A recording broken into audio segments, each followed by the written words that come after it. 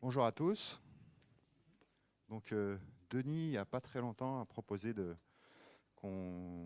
je fasse un talk sur l'utilisation de Debian chez Volix.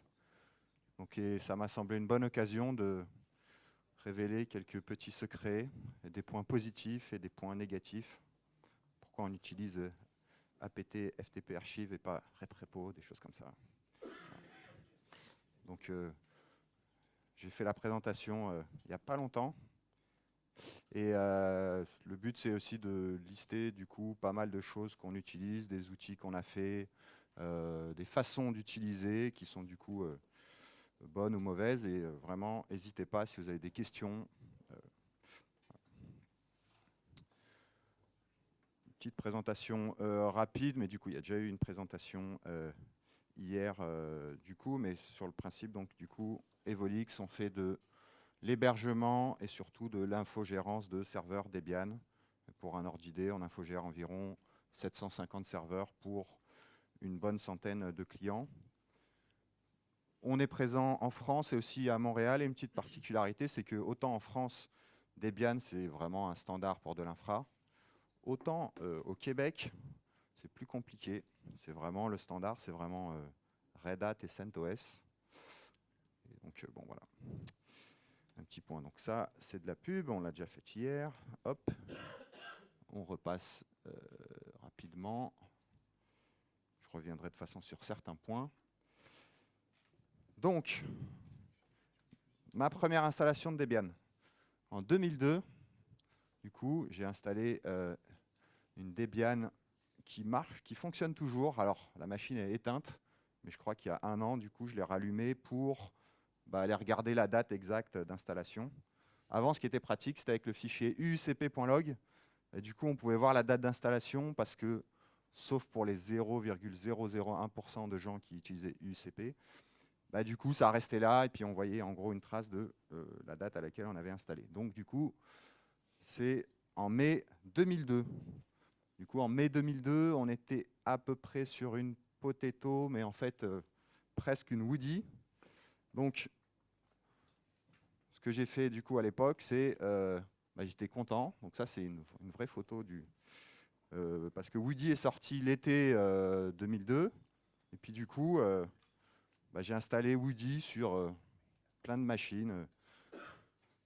Tous les, dans la promo, en fait, du coup, en TP, il y avait un Linux avec un KDE 2, je pense, 2.2. Et du coup, tout le monde voulait retrouver un petit peu l'environnement pour faire les TP. Et donc, du coup, j'ai installé à peu près, je pense, quelques dizaines de Woody, certaines avec des boots sur disquette. Alors là, du coup, pour Cyril, comment ça ressemblait à un installeur en Debian Woody, la capture d'écran est d'époque, du coup, elle n'est pas de très bonne résolution, mais du coup, l'astuce ultime, c'était de partir sur un noyau 2.4, parce que le défaut, c'était avec un noyau Linux 2.2, et du coup, c'était plus optimum, ça supportait plus de matériel. Mais dans certains cas, il fallait quand même passer avec les disquettes, où du coup, on avait deux disquettes, en fait, je me suis souvenu. Voilà. Donc, les super écrans d'installation de Debian, petit souvenir. Donc, du coup, je me suis intéressé à Debian de près.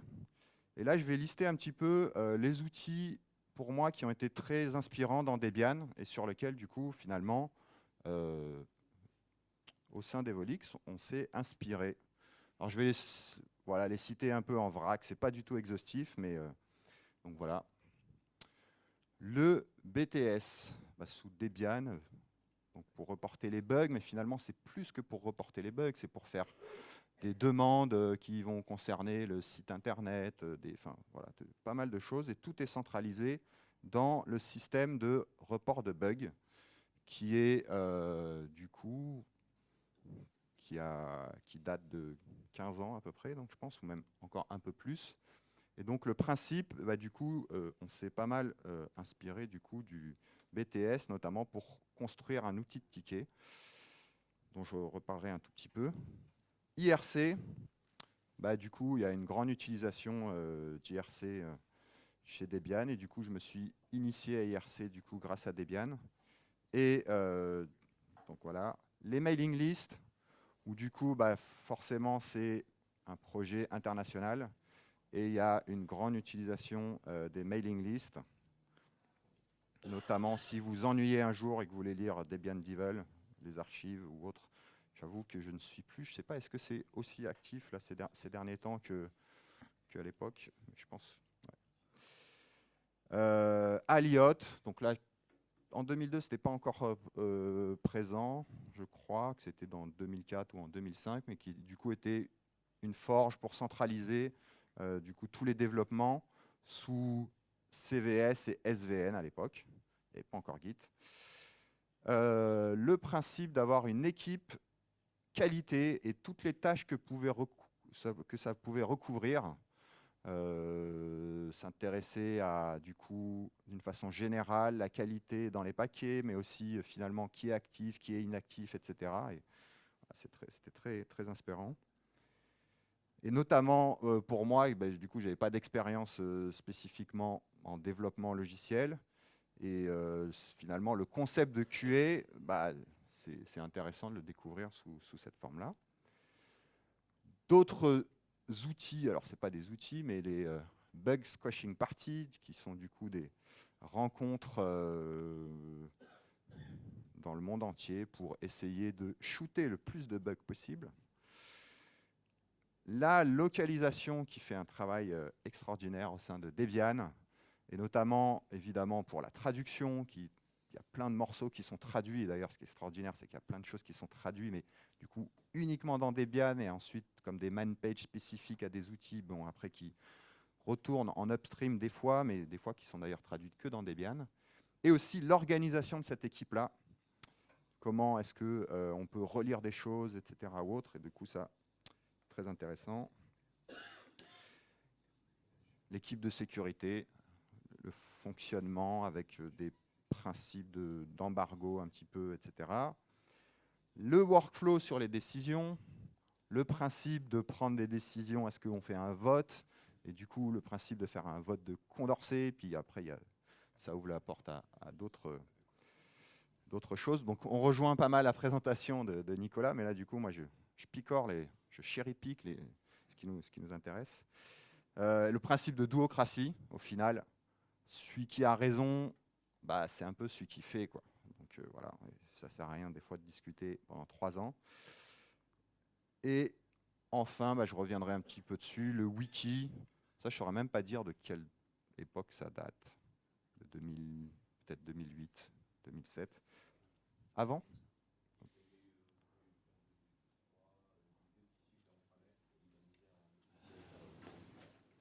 Ok. Donc je répète, du coup, officiellement, il a migré en 2004, mais il date finalement de 2003. Donc, avec tout ça, du coup, moi j'ai créé Volix, notamment avec Maxime qui habite maintenant à Toulouse. Et petite dédicace à toi, qui est venu exprès. Et du coup, on s'est beaucoup inspiré sur pas mal de concepts. Finalement, on a copié Debian sur pas mal de concepts d'organisation. Et ça, moi je le dis à mes enfants, copier c'est bien. De toute façon, c'est le principe du logiciel libre, il faut copier, on améliore, et vraiment, il n'y a pas de souci à copier. Donc du coup, d'ailleurs, c'est moi qui dis copier c'est bien. Du coup, en 2003-2004, ce que j'ai fait, c'est que j'ai trouvé le GNU Entrepreneur How-To. Donc c'était un document en PSBook de 50 pages qui expliquait comment créer une entreprise. Donc on a suivi la procédure, puis on a créé une entreprise, quoi. Ça marche. On a oublié quelques copier-coller à un moment, mais on a corrigé après, un peu plus tard. Donc, qu'est-ce qu'on a copié et comment on l'a copié? Donc, on a copié les mailing lists et finalement plus précisément le principe d'avoir des traces par email. En tout cas, à l'époque, c'était finalement pas si évident. Et maintenant, d'ailleurs, les emails pour les jeunes, c'est plus si évident que ça. C'est plus forcément l'outil standard que c'était. Donc ça, on a bien utilisé. Dès le début, par exemple, on a copié sur l'équipe de localisation et on a utilisé les tags RFR, TAF, DON, pour se dire, bah, tiens, voilà, je vais envoyer un mail, je vais le relire, etc., corriger les fautes, les propositions au client pour la communication, des trucs comme ça ou autre. Et bon, voilà, on avait créé une sorte de petite norme où on avait piqué les bonnes idées. IRC, alors là, j'ai compté en 2017, du coup, on a créé plusieurs canaux IRC, on communique beaucoup par IRC, même si finalement, physiquement, on était dans les mêmes bureaux au départ, mais ce qui nous a permis, du coup, quand il y a des personnes maintenant qui sont un petit peu en télétravail ou autre, bah, ça nous permet d'être assez transparents. Ça ne suffit pas, hein, mais du coup, c'est un outil qui est pas mal. Du coup, j'ai compté sur juste les canaux Evolix. Cette année, on est à 100 000 lignes, et l'année n'est pas finie. La forge, du coup, on a monté une forge au départ, et puis du coup, bah, comme Alliot, on a pris GForge pour retrouver un peu les mêmes outils. Et depuis, on a migré, et en ce moment, enfin, on a migré il y a 3-4 ans, et on est sur Redmine, et on se pose des questions pour, comme Debian, passer potentiellement sur GitLab ou Gitee, qui est un autre outil de forge. Et le BTS, du coup, le principe vraiment, c'était d'avoir un concept similaire, notamment le concept de, bah, on peut accéder à ça par web et par mail. Donc on peut répondre par mail, puis ça va construire un thread, ou alors on peut avoir une interface web. Donc on a créé du coup un outil personnalisé qui s'adapte un petit peu à notre système d'information. Ça paraissait un petit peu compliqué de reprendre l'outil, le BTS, et de l'adapter. Mais en tout cas, on est parti sur des concepts similaires. Un exemple, c'est que, et d'ailleurs, des fois on se trompe, c'est qu'on a un bugs.evolix.org/numéro de ticket. Puis des fois, on se trompe parce que des fois, on accède à des tickets Debian, etc. Bon, je sais pas si, je sais pas si et on a aussi un submit @bugs.evolix.org. Et d'ailleurs, est-ce qu'on a déjà fait des erreurs? C'est possible. On essaye d'éviter, mais donc voilà, pas mal de choses qu'on a copiées. Après, j'ai mis des choses qui nous restent à copier, hein. Du coup, on essaie de s'améliorer en permanence. Bah, la QA, on a depuis quelques années une équipe QA, mais du coup, je pense qu'on peut vraiment s'améliorer sur cette partie-là et appliquer plus de choses là-dessus. Le comité technique qui est un principe du coup vraiment intéressant pour discuter de certaines décisions avec des personnes qui ont un certain recul ou autre, et je pense que ça, c'est des choses qu'on peut copier. Et puis, ça a un peu un lien, mais du coup, finalement, toutes les normes et les conventions qu'on peut avoir, bah, du coup, on peut avoir une sorte de... Il y a la Debian Policy qui est vraiment qui est un concept très, très inspirant, dont on va s'inspirer aussi. Le code de conduite, diversity statement, des choses qui sont intéressantes. Et le principe du mentoring, c'est des choses sur lesquelles on peut également s'intéresser. J'ai noté hier, pareil, la Debian Welcome Team. Pareil, on essaie d'avoir un pack welcome quand il y a des nouvelles personnes qui arrivent, et du coup, je ne connaissais pas. Et sur la partie mentoring, bah, c'est à la fois on peut s'améliorer sur la partie mentoring pour qu'il y ait d'autres personnes, qu'on contribue davantage aussi à Debian, mais j'y reviendrai un petit peu après. Passons un petit peu à la technique. Bon, je fais une petite parenthèse, du coup, sur certains outils qu'on utilise. Alors, on utilise un wiki, et qui est vraiment un petit peu les conventions, mais les conventions techniques sur lesquelles, en fait, ce qu'on a sur le wiki, c'est tout ce qu'on a appliqué en production. Donc, tout ce qu'on met sur notre wiki, ça tourne quelque part en prod, et c'est pas juste un test, ou c'est pas juste un copier-coller d'une commande, on s'est dit c'est intéressant, puis peut-être on l'utilisera plus tard. Du coup, ce qu'on essaye d'avoir, c'est vraiment la base technique qu'on a, c'est de se baser sur notre wiki. Et je le dis parce que, bah, du coup, d'ailleurs, évidemment, c'est un wiki public et vous pouvez trouver des choses intéressantes, mais parce que du coup, ça découle notamment certaines choses que je vais dire après. On construit forcément des paquets personnalisés, je vais en parler juste après, et on construit ça avec apt ftp archive. Pourquoi? Bah parce que déjà, il y a 15 ans, c'était le truc le plus simple quand on avait juste besoin d'un paquet. Et on a étudié RepRepo, Les bugs de RepRepo, c'est qu'il n'est pas capable d'avoir plusieurs versions d'un package pour la même distrib. C'est pas possible d'avoir même un truc, c'est la même version d'un package pour 2 distribs différents. Et par exemple, pour des meta-packages, des choses de ce type-là ou autres, a priori, alors quand on l'a testé, il me semble que nous, on n'a pas réussi à faire ça. Et donc, pour l'instant, enfin voilà, on utilise apt-ftp archive. Depuis Debian 9, du coup, ça nous met un warning parce que du coup, il faut avoir une arborescence qui du coup soit par distribution, mais c'est un warning que pour l'instant on ignore. Enfin voilà, ça c'est un point, c'est un peu un point négatif, mais on y passera. Et on utilise, alors bon là c'est aussi dans les pratiques qu'on a, comme on ne veut pas être dépendant, on est quand même là maintenant une équipe d'une quinzaine de personnes. Si on a besoin d'installer un paquet à toute heure ou autre, on ne veut pas être dépendant d'un miroir en particulier. On s'est évidemment posé la question d'héberger notre propre miroir ou autre, ou même du coup de participer. Mais au départ, on avait dans notre hébergement, il y a 10 ans, on avait une bande passante qui était un petit peu limitée. Donc là, nous, on a un alias qui pointe et en fait, il y a Centrale Marseille qui sont pas loin de chez nous, qui du coup hébergent un miroir et puis on peut les contacter si jamais ils ont un problème. Enfin, on suit un petit peu ce qu'ils font au niveau maintenance et donc du coup, on n'utilise que leur miroir. On sait que c'est à côté. De temps en temps, il y a des soucis, mais du coup, on a la main pour notamment les aider ou les prévenir ou autre. Donc voilà. Comment on installe des serveurs? Parce que du coup, on installe un certain nombre de serveurs Debian par mois.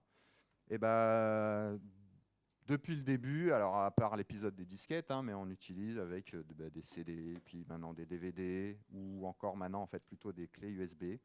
Et c'est encore finalement majoritairement, on utilise ça. Bon, les VM, effectivement, c'est des points ISO, mais bon, c'est virtuellement des CD ou des clés USB. Donc oui, on utilise ça. Pourquoi on n'utilise pas FAI? Ben, on a testé, et on n'a pas testé très longtemps, il faut avouer, mais on a trouvé que c'était un peu une usine à gaz pour faire ce qu'on voulait. Donc ça ne nous a pas convaincus. Après, c'est aussi, on n'a peut-être pas passé assez de temps là-dessus. Dans les petites contraintes aussi, on a plein de serveurs Debian, mais on installe aussi des OpenBSD.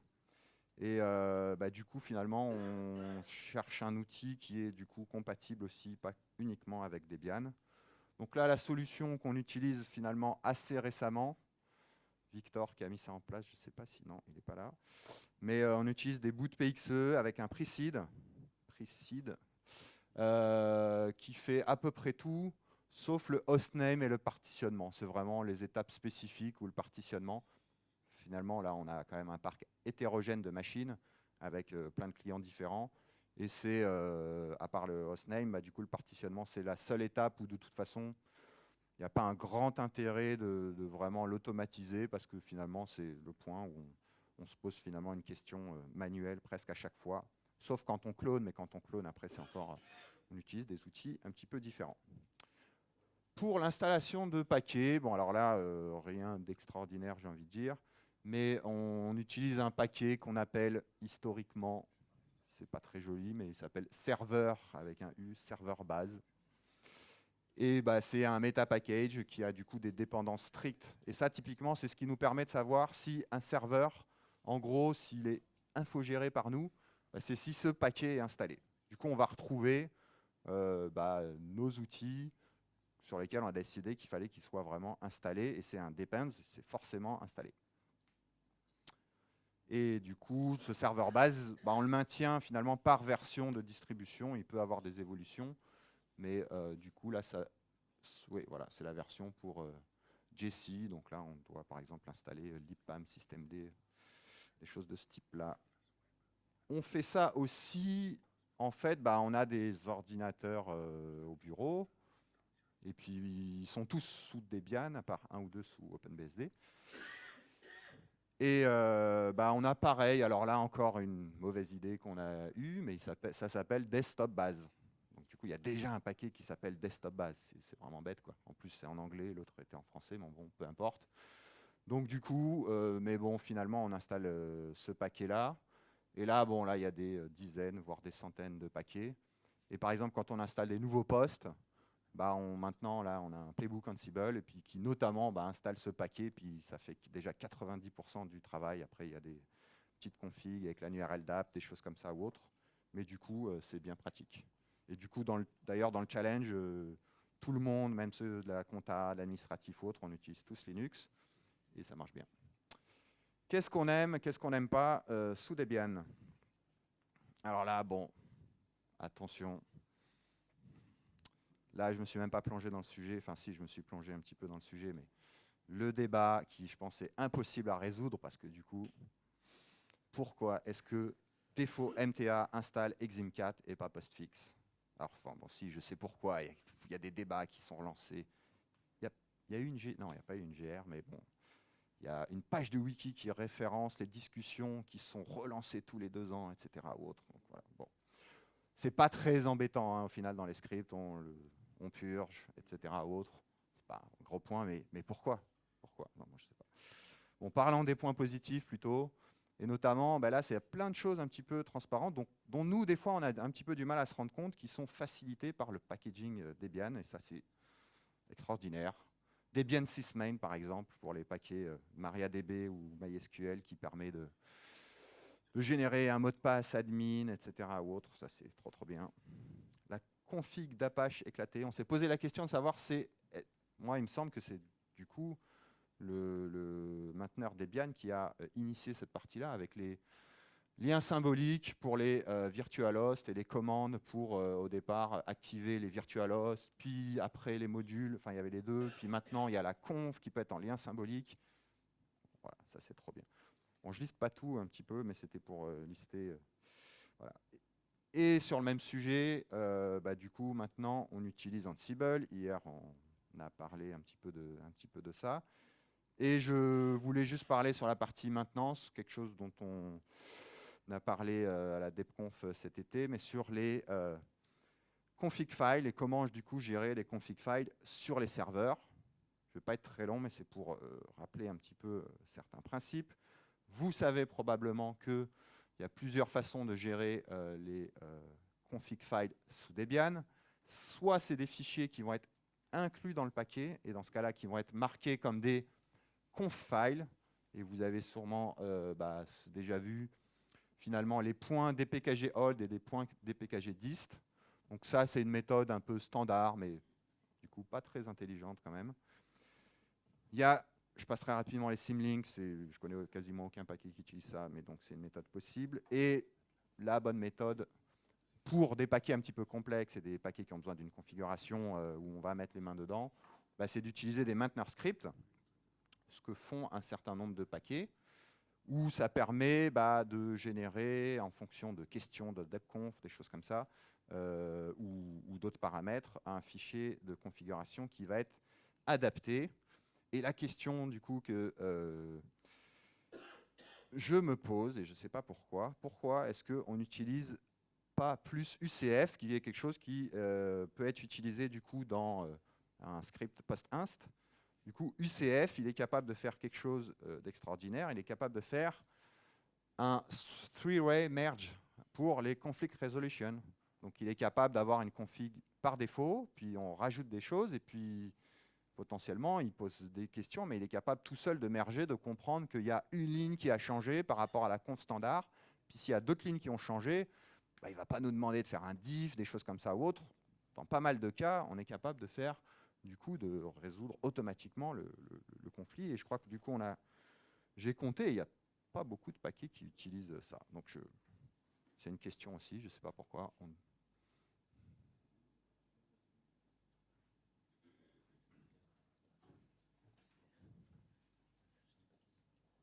J'ai, je pense, une réponse à ça. Depuis un certain temps, quelques années, le mainteneur de Dpackage dit qu'il va intégrer un freeway merge dans Dpkg. Voilà. Donc il bloque l'adoption du CF. Après aussi, ce qu'il faut comprendre, c'est que UCF, s'il faut que les mainteneurs rajoutent quelque chose dans leur package pour que ça soit implémenté, que ça soit mis en œuvre, faut qu'ils soient au courant même que ça existe. Et c'est pas dit que les gens le connaissent. Et donc, Oui. bien sûr que ça soit intégré. Alors, juste on attend. Voilà. Et c'est un effort, et oui, il faut connaître. Et puis aussi, en l'utilisant, après, c'est un effort pour gérer notamment les upgrades majeurs, hein, c'est ça dont il s'agit. Et donc voilà, après c'est pour ça que à la DebConf, ou là maintenant je le mentionne, pour peut-être que ce soit plus utilisé. Alors, voilà ce qui se passe du coup quand on utilise UCF potentiellement. Il nous liste un certain nombre de choix. Bon, en fait, finalement, tous les choix sont un peu comme les conf files, sauf le choix numéro 6. Et c'est vrai qu'il est encore marqué comme expérimental, mais depuis plusieurs années. Et ça marche, hein, il y a des paquets qui l'utilisent. Le paquet Samba, par exemple, il l'utilise. Et ça marche bien. Et du coup, si on utilise le choix numéro 6, bah, du coup, ça nous fait un merge qui résout les conflits. Puis après, bon, évidemment, il y a certains conflits qui ne sont pas possibles à résoudre, mais du coup, c'est... Voilà. Et finalement, pourquoi je parle de ça, bah, c'est le principe dont on voit encore plus l'intérêt quand on utilise Ansible, mais qui est même en dehors de l'utilisation d'Ansible, c'est d'essayer de toucher pour avoir les upgrades sur plusieurs versions. Hein, la machine que j'ai installée en 2002, du coup, elle a eu plein d'upgrades. Et du coup, on se rend compte que voilà, c'est très important de bien gérer les fichiers de configuration. Et l'objectif, c'est vraiment de ne pas toucher aux fichiers de configuration originaux. Donc le principe, c'est, bah alors le problème, c'est que soit il faut que les logiciels le supportent et il faut que le packaging le supporte. Mais les bons principes, c'est de pouvoir faire des includes, notamment avec les fichiers confd comme voilà, Apache, c'est vraiment du coup le bon exemple de ce qui est utilisé, en faisant des overrides. C'est-à-dire que là, il y a une conf par défaut et qu'on peut override avec des choses qui vont être incluses. Donc comme ça, quand il y a des paramètres par défaut, bah, dans le fichier de conf original, on va y toucher le moins possible. Et puis même pas du tout, et s'il n'y a pas du tout, c'est encore mieux. Donc, bon, là maintenant je vais lister aussi un certain nombre d'outils qu'on utilise, parce que ce qu'on fait principalement, donc du coup c'est de la maintenance qu'on appelle l'infogérance. Donc comment est-ce qu'on fait notamment pour créer des comptes pour les sysadmins sur les machines. Donc on crée des utilisateurs effectivement à l'installation, mais cette liste peut bouger, il peut y avoir des ajouts notamment. Donc là, depuis au moins maintenant 2-3 ans, on utilise des playbooks Ansible pour faire des add users et des del users. Et une bonne idée qu'on n'a pas appliquée, mais je la donne quand même sur le principe, c'est on peut aussi, je sais qu'il y a une société en Nouvelle-Zélande qui fait ça et qui travaille avec Debian, ils ont un package par personne. Donc du coup, de savoir si le sysadmin a les accès ou autre, du coup, c'est installer ou pas le package qui va s'appeler John Doe ou pas. C'est voilà, de savoir s'il aura un compte. Ça installe. Bon, typiquement, le add user, qu'est-ce qu'il fait? Il crée l'utilisateur, il installe ses clés SSH, il lui met des droits sudo. Qu'est-ce qu'il fait encore? Il s'assure que voilà, les droits du home sont corrects. Un point profile, bon ça je vais revenir juste après. On fixe aussi des UID parce que finalement c'est important pour avoir une homogénéisation. C'est chaque personne a un UID fixe. Alors nous on utilise sur les machines du coup à partir de 2000 pour avoir un saut par défaut. Quand on fait un add user, ça commence à 1000. Et donc chaque personne a finalement, chaque sysadmin a son numéro. Et le principe c'est qu'il retrouve son numéro sur chaque serveur. Et voilà, ça c'est pratique. Et on utilise du coup sudo. Et aussi, ce qu'on fait, c'est qu'on a des restrictions d'accès, notamment par SSH, si on se connecte par clé, par mot de passe, etc. Je pourrais vous détailler si vous souhaitez. Et d'ailleurs, c'est dans nos playbooks publics, cette partie-là. Mais il y a des restrictions d'authentification. Si on est derrière une certaine IP, on a le droit à un mot de passe, puis sinon, on n'a pas le droit. Puis, enfin, bon, bref. Qu'est-ce qu'on fait maintenant sur la conf des serveurs, dans les choses un petit peu? Alors, tout ETC, on met ça dans un repository Git. Donc, etc.git, alors là, c'est important qu'il soit effectivement en 7.0.0, root évidemment. Mais du coup, ça nous permet à chaque fois qu'on intervient sur un serveur manuellement ou même avec Ansible ou autre, du coup, on va faire un commit pour dire ce qu'on a fait. Et puis on est capable de voir du coup les changements suivant les époques, à quelle date ça a été fait. Et ça, c'est vraiment très très pratique et je dirais même indispensable dans l'optique d'infogérer, d'administrer un serveur à plusieurs. Il existe des outils comme etc Keeper ou autres qui permettent de faire ça. On a regardé un petit peu, c'est intéressant, mais on n'a pas. Là, nous, on a un système vraiment très simple. C'est un repository Git Du coup, on peut arriver même sur un serveur, si on infogère un serveur, c'est une des premières choses qu'on fait lorsqu'on met sur un serveur existant. Du coup, on met tout ça dans Git et on est capable de retracer, de savoir qui a fait quoi à quel moment. Et c'est quelque chose dont on pourrait plus se passer. Et on a un petit truc qui s'appelle Evo Maintenance. On aime bien les outils appelés Evo Truc.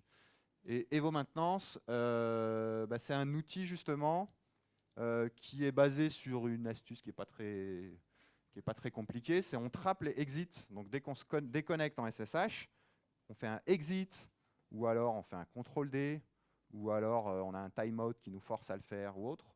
Dès qu'on est à la main, du coup, ça nous lance un petit script qui va nous faire un read en shell, ou quelque chose de assez simple comme ça. Du coup, il n'y a vraiment pas de coût. On ne va pas dans un wiki, dans un outil, etc. On met une ligne, effectivement, c'est assez simple. Et cette ligne, et ce que ça fait là, ça va aller garder un log de ce qu'on a fait. S'il y a eu des changements dans ETC, ça va faire un commit et mettre ça en message de commit. Donc finalement, ça va faire tout seul les opérations. Ça va envoyer un mail pour que tout le monde soit au courant immédiatement de ce qui a été fait. Et bien sûr, on prend les détails du coup de c'était qui, quel IP, à quelle heure il s'est connecté en SSH, etc. ou autre. Et puis on envoie ça aussi dans une base de données qui nous permet justement dans notre outil de notre panel, on va dire, par rapport à un serveur, d'avoir l'historique de toutes les maintenances et de pouvoir faire des recherches ou des choses comme ça ou autre. Donc voilà un des principes. C'est plus finalement, je crois que le Evo Maintenance, on doit avoir le paquet sur notre repository, mais finalement, la seule astuce, c'est ce principe-là. C'est un script shell derrière qui fait ce que je viens de dire. Qu'est-ce qu'on a autre comme astuce ou comme best practice ou mauvaise pratique, justement? On utilise depuis le début tous nos scripts qu'on a un petit peu de façon personnalisée. On utilise ça dans User Share Script. Alors ça, c'est un gros débat parce que du coup, on a commencé à utiliser ça. C'est une habitude. On sait que tout ce qui est personnalisé est dans User Share Script. Ça respecte pas forcément les standards. Donc, il y en a qui veulent changer. Coucou Benoît. Mais ça nous permet d'avoir un endroit centralisé où, voilà. On utilise aussi pour la maintenance quelque chose qui a été retiré de Debian depuis 3 ou 4 versions, mais en fait qui est trop bien. Et puis le truc est tellement petit, c'est en C, puis il n'y a pas de bug, et donc du coup nous on continue de l'utiliser. Mais c'est pas bien, hein, mais nous on continue de l'utiliser. C'est log2mail, quelque chose qui est un petit démon, et qui vérifie si on lui met des patterns connus, comme par exemple erreur, quelque chose ou autre, il va envoyer immédiatement un email pour dire « Ah, j'ai détecté un souci ». Et on l'utilise en conjonction avec logcheck. Alors ça, logcheck, c'est encore dans Debian. Logcheck, en fait, c'est un complément quand on utilise un petit peu les deux. Logcheck, lui, il identifie tout ce qu'il ne connaît pas. Donc il a une base de tout ce qu'il connaît. Puis en gros, c'est un cron qui se lance toutes les heures et puis il dit si j'ai vu dans certains logs des choses que je ne connais pas, je le reporte. Et du coup, ça permet d'alimenter, on va dire, une base où on se dit tiens, ah ouais, ça c'est cool, c'est vraiment un bug. Donc dans ce cas-là, on le met dans logmail, puis en fait, on veut le recevoir à la seconde où ça arrive la prochaine fois. Donc ça nous permet d'alimenter log2mail, ou alors on se dit c'est normal, et puis du coup, on lui dit ok, la prochaine fois, ne me le dis pas. Et ça permet d'avoir une base comme ça. Et d'ailleurs, log2mail, je ne sais pas trop pourquoi ça a été retiré. Il n'y avait pas trop de bugs. Personne s'en occupe, ouais. Ouais. Mais après, ce qu'il y a, c'est qu'il y a aussi, en fait, dedans, si on met, il est tellement simple que si on lui met un fichier de conf, on met le mauvais chemin, il segfault. Ouais, non, l'upstream n'existe plus. Ouais. Bon. Après, on a voulu migrer à des outils plus modernes. Du coup, il y a fail2ban qui, en fait, est capable de faire finalement beaucoup plus que ce que fait log2mail ou autre. Mais par exemple, fail2ban, il a un lien avec le réseau et donc dans les patterns, il veut détecter à chaque fois une IP. Et nous, on ne veut pas toujours ça. On veut, je sais pas, dans les logs MySQL, quand il dit erreur, il faut reconstruire cette base ou autre, du coup, là, il n'y a pas d'IP. Donc, les fail2ban, on n'a pas réussi à lui dire il n'y a pas d'IP, je veux juste ce pattern. Donc, pour l'instant, on reste avec log2mail par défaut.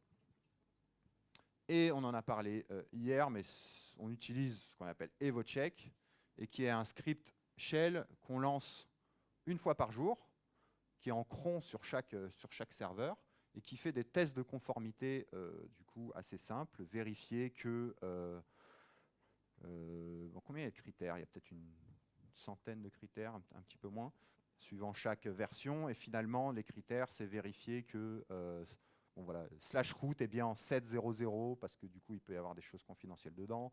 On vérifie même que TMP est bien en 1.7.7.7, enfin des choses comme ça, des critères qui sont soit des critères que nous, on a choisis, soit des choses qui sont évidentes, mais au final, où on a pu avoir des incidents, et ça nous permet de nous rendre compte quand même assez tôt de certaines déviations qui peut y avoir.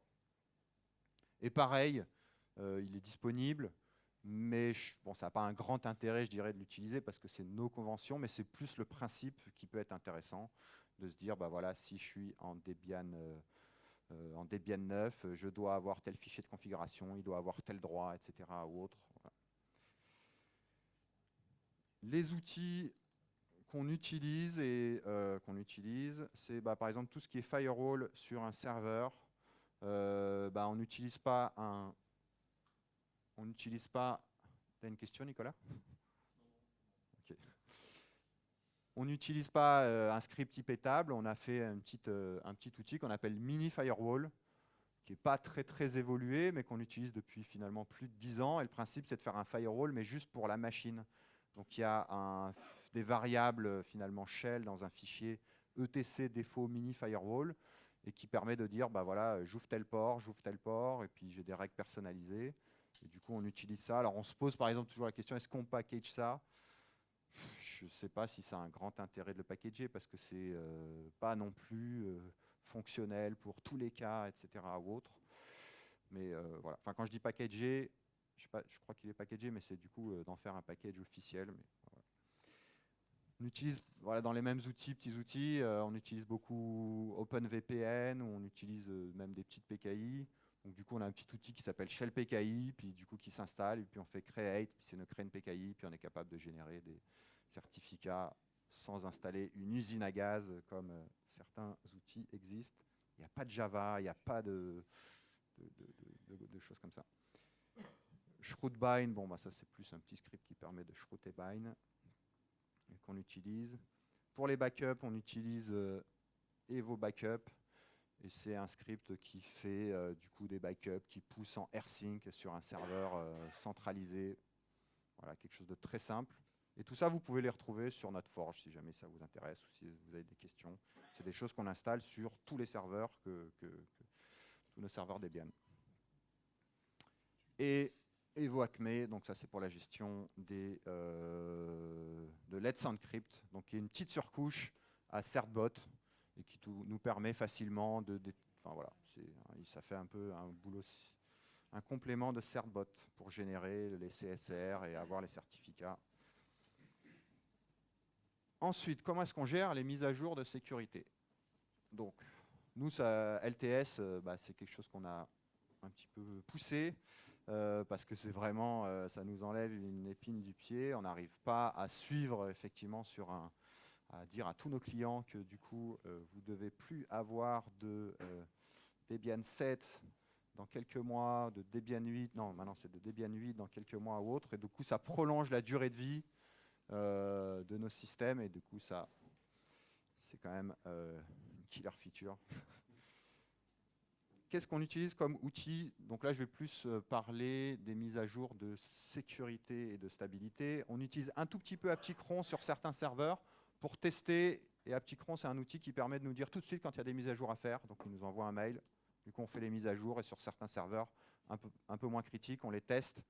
Et du coup, on peut savoir tout de suite si ça marche, s'il n'y a pas d'impact ou autre.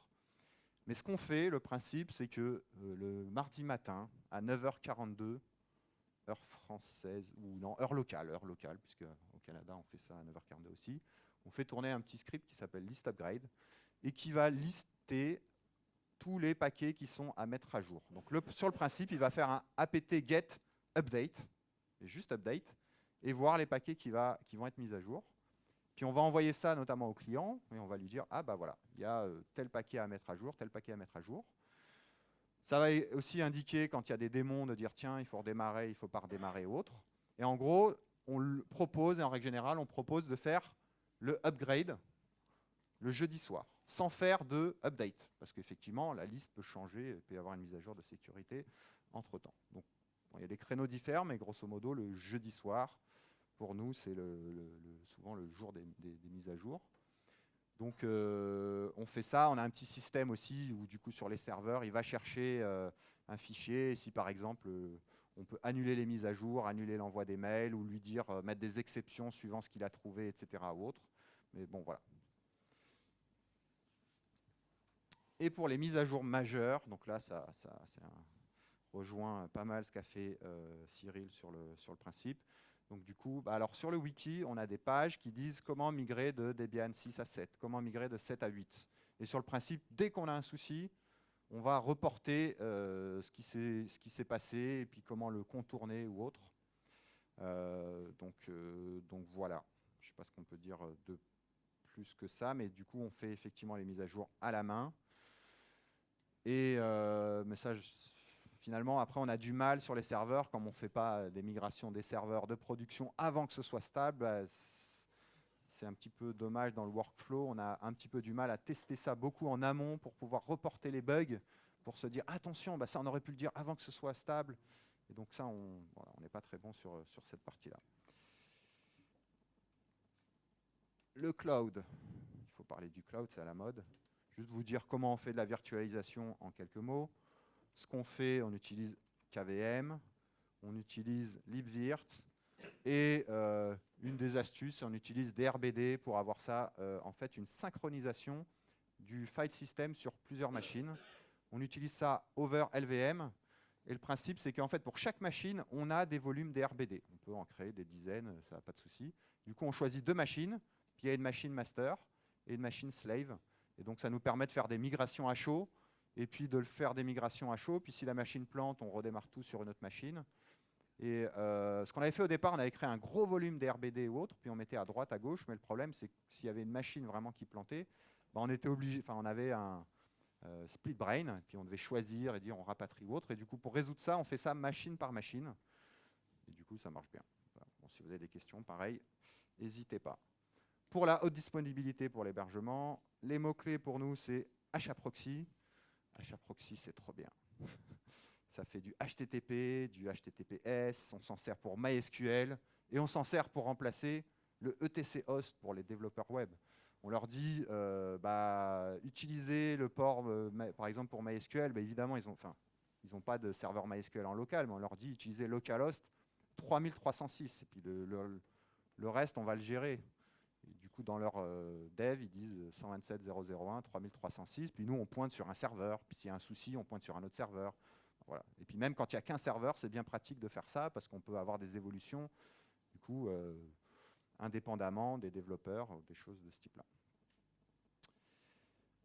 On utilise aussi VRRP. Et d'ailleurs, l'état des packages qui font VRRP, en fait, VRRP, c'est pour avoir une IP qui va automatiquement. C'est un protocole qui, au départ, a été utilisé par Cisco, puis c'est une RFC.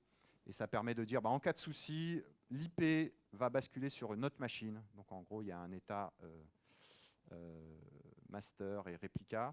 Et on est capable de basculer une IP à chaud sur ce principe-là. Mais l'état, alors là, du coup, c'est plus du développement de VRRP et pas terrible. Alors qu'on s'est amusé il y a un an à réécrire un UVRRPD qu'on n'a pas encore packagé parce qu'on ne sait pas si c'est intéressant. On se pose la question, mais du coup, voilà ce qu'on utilise. Pour le monitoring, donc on a tout notre système d'information qui est dans un annuaire LDAP, parce qu'on aime bien LDAP. Quand j'ai appris à l'école, ils utilisaient un annuaire LDAP. Je me suis dit que c'était une bonne idée. Debian utilise aussi un annuaire LDAP pour faire des trucs, ça marche. Et du coup, par exemple, on a toutes nos machines dans LDAP, mais on a aussi tous les services, les ports SSH pour se connecter, etc. ou autres sont dans LDAP. Et donc, on a des scripts qui sont des LDAP, tout DNS, tout nohost, tout SSH-config, tout PF pour générer des reg firewall, tout eSingua pour générer le monitoring, etc. etc. Alias, c'est pour générer des postfix, alias pour les clients, etc. Donc voilà. On utilise eSingua 2 depuis quelques mois. Et on utilise Munin en mode non centralisé. Ça, du coup, on ne veut pas être trop dépendant pour avoir vraiment des stats. Munin, il collecte des centaines de stats sur chaque serveur. Ça a l'avantage de, on l'installe le node et puis c'est parti. Il les collecte. Après, il faut éventuellement avoir une interface, mais il crée plein d'RRD où on a plein d'infos. Et indépendamment d'un système centralisé, du coup, sur chaque machine, on a un munin. Et du coup, on a les RRD, puis on est capable du coup d'aller chercher les informations sans qu'il y ait de problème de centralisation ou autre. Qu'est-ce qu'il reste à faire ? Là, je cite un petit peu des choses qu'on fait mal là-dessus. Donc là, c'est ce que je vous ai parlé juste avant, les tests de la version stable. On a du mal parce qu'avant que ça sorte, par exemple pour Debian 9, finalement, on a essayé de faire des tests en amont, mais du coup, on teste nos scripts d'installation, etc. Mais finalement, nous, on essaye de tester 6 mois avant, 9 mois avant, mais du coup, il y a plein de trucs cassés et on les liste, mais c'est normal parce qu'ils vont être réparés. Enfin, il y a des choses, des paquets qui sont manquants, mais c'est normal. Et puis après, du coup, sur le temps du freeze, c'est vrai qu'on a du mal à faire les tests. Et puis, donc du coup, souvent, on a des choses à corriger qui se retrouvent après, au final, qu'on reporte, mais qui se retrouvent corrigées souvent dans la version d'après. Voilà. Donc souvent, on met en place des contournements, puis après, on les enlève après. Mais voilà. Il faut qu'on fasse plus de bug report. Il faut qu'on fasse plus de mentoring, et même du coup en interne. Donc, basé là-dessus, là, il y a une petite idée. Je sais que ce qu'on fait pas mal, notamment pour pas mal de choses, c'est qu'on a un principe qui s'appelle on fait des lightning talks internes. On appelle ça des flash conf. Et ce qu'on dit, c'est que n'importe qui, à n'importe quel moment, peut dire hey, j'ai un truc intéressant à dire. Ça dure 7 minutes 30. C'est enregistré, donc si tout le monde n'est pas là, c'est pas grave. Et du coup, c'est un screencast de 7 minutes 30 qui permet de parler de choses intéressantes sur lesquelles quelqu'un bosse depuis quelques semaines ou quelques mois. Ansible, par exemple, ça a été une flash conf au départ. Ou alors, je réorganise un fichier de conf, j'ai fait, voilà, et ça, ce principe-là. Du coup, on trouve ça intéressant. Puis après, on a un petit site interne qui est vidéo evolix.org sur lequel on a une 50aine de vidéos par an, du coup, depuis 2-3 ans. Et puis, quand il y a des nouvelles personnes, on peut aller leur dire ah, tiens, va voir telle vidéo, machin, etc. Et ça fait une base de connaissances. C'est un truc voilà, que je trouve cool. Et voilà, j'ai terminé. Et une idée que j'ai eue hier, que je n'avais pas forcément, c'est que on pourrait organiser une mini DebConf à Marseille en 2018, en 2019. Ça peut être une idée. Est-ce qu'il y a des questions ?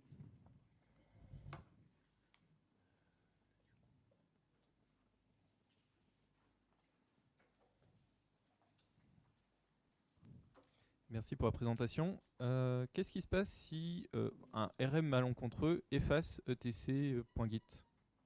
Vous reconstruisez tout le déroulé à partir des notifications mail et les diffs qui ont été envoyés ou c'est perdu ? Là, je te réponds en mode réflexe. Bon, du coup, c'est dans Git, mais on a des backups aussi. Du coup, le etc Git est backupé, et donc on restaurerait le backup du etc Git. Ok, très bien, merci. Voilà, je te dis en mode réflexe, c'est peut-être plus... du coup, le etc Git ne remplace pas... c'est pas du tout un backup, en fait, mais c'est plus une historisation, quoi. Et donc, voilà. Tu parlais du mode de communication entre IRC, les mails, et tu disais les nouveaux entrants, les jeunes, vont moins utiliser les mails. Moi, ce que j'ai remarqué aussi, c'est qu'ils ne vont pas trop aimer IRC parce qu'il n'y a pas l'historique des discussions, et je les vois utiliser d'autres choses, alors des trucs web qui, moi, me plaisent pas, mais bon, c'est la mode. Est-ce que vous avez des frictions, des questionnements actuellement avec les nouveaux entrants dans votre entreprise ? Alors nous, on est bizarre parce que du coup, les nouveaux entrants, donc par exemple, on a essayé de mettre des outils plus modernes.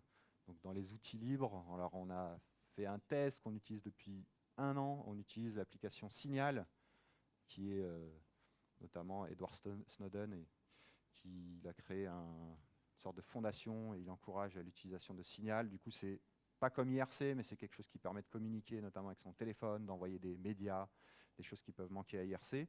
Et finalement, les seuls qui n'utilisent pas ça, c'est les nouveaux, qui en fait veulent utiliser que IRC, etc. Autre. Donc du coup, là, on est bizarre sur ce plan-là. Après, on a testé Mattermost, parce que du coup, voilà, ça ne nous a pas convaincus. Et ce qu'on essaye en fait en partie, c'est d'intégrer dans notre panel, ce qu'on se pose la question, c'est potentiellement d'utiliser On essaie d'avoir une sorte de, un petit peu comme le ldap.debian.org, d'avoir des infos sur chaque personne, mais du coup dans l'interface web pour qu'il y ait une communication plus facile. Et Juliette qui est là et qui s'occupe de cette partie-là, elle pourra en dire plus.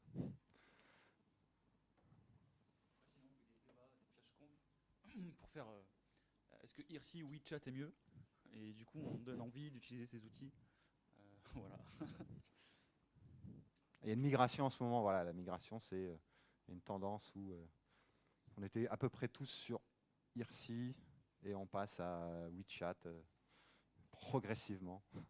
Donc chez nous les débats c'est un peu là-dessus, c'est pas forcément d'utiliser d'autres outils plus modernes dont je ne citerai pas le nom.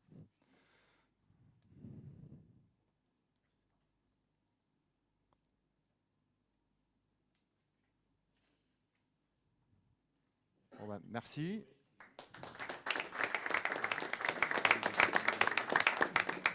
N'hésitez pas s'il y a des questions sur les outils dont j'ai cité, parce que volontairement j'ai passé un peu en vrac, un petit peu tout ce qu'on utilise, mais s'il y a des points particuliers qui vous intéressent, on peut en parler.